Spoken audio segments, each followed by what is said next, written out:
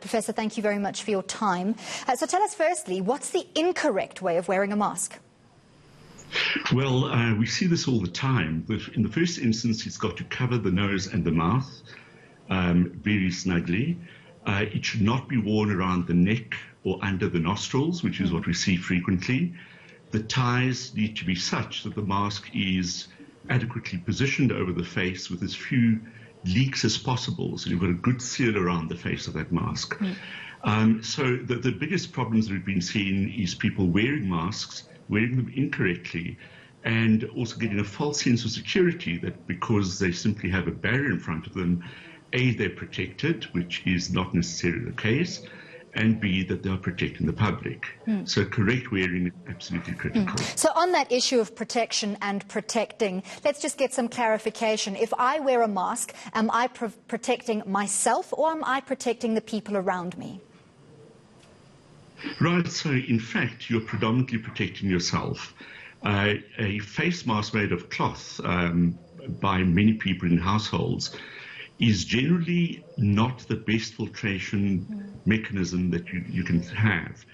And therefore, what we're trying to do with a cloth face mask, especially if people are now urged to wear them when they go out and shop or go to the public areas, is to trap the droplets that are liberated or released from the mouth when people cough, sneeze, talk, etc.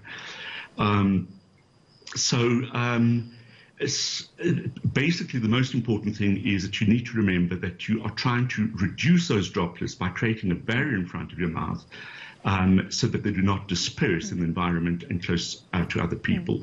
So is it very much a social compact in that it doesn't help if one person wears a face mask? It's imperative that to help protect each other in our communities that everybody commits to wearing a mask. Otherwise, it seems quite pointless.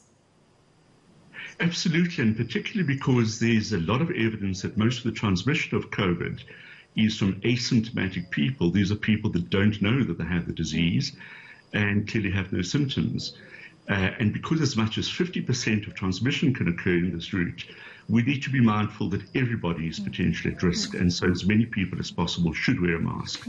Some countries have made it compulsory, and other countries, especially in Asia, where wearing of masks is almost a cultural thing and has been done for a long time, is something that comes naturally. So it's a voluntary decision to wear masks in public areas. So, Professor, here we've been advised to leave the surgical and disposable masks for use by essential healthcare workers and to wear cloth masks. Is there a material that is better than others for the making of these masks?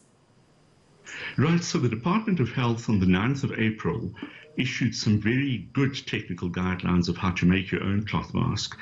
And there are many variations of the theme, and you can go online, you'll see many different ways in which you can make them.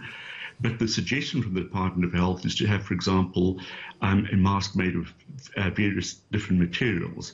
You could have, for example, a thick cotton material or denim on the outside.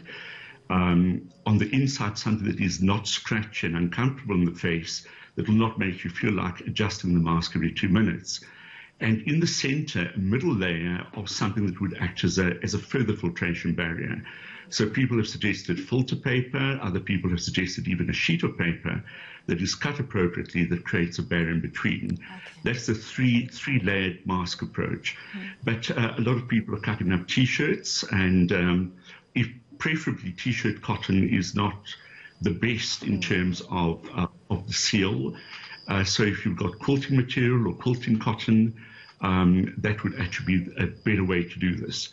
But any number of layers, usually 3 is what is recommended, with an outer thicker layer, a middle filtration layer, and an inner layer, which is basically to make it feel more comfortable on the face.